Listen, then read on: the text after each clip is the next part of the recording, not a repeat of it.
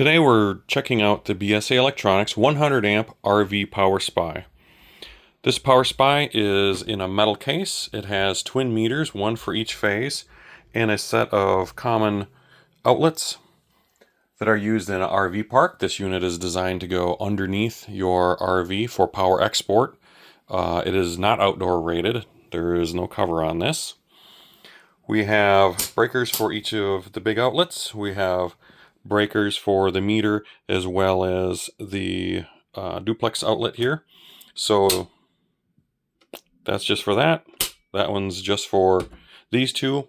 Everything is labeled to tell you what's what. Normally just leave these all on, and the meters will show you actively what you're drawing for amperage, the current line voltage on each phase.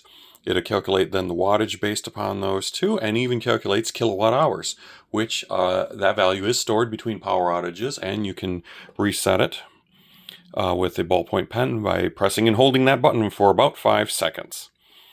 This way you can see how much power is used in your absence cumulatively.